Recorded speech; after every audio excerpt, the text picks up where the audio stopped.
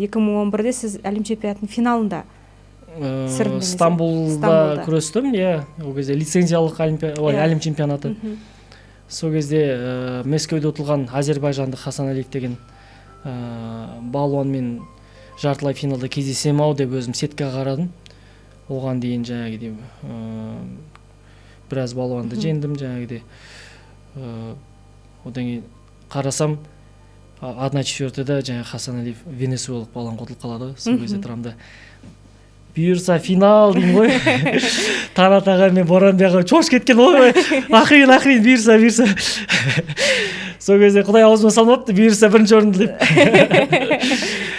Енді сөйтіп сенімді шығып венесуэлалық балуанды жартылай финалда кезең қатарынан жеңіп, финалда ирандық балуанмен күресем. Сол кезде Иран балуанымен жаңағы ұтылып қалған бір не бар, белдесу бар.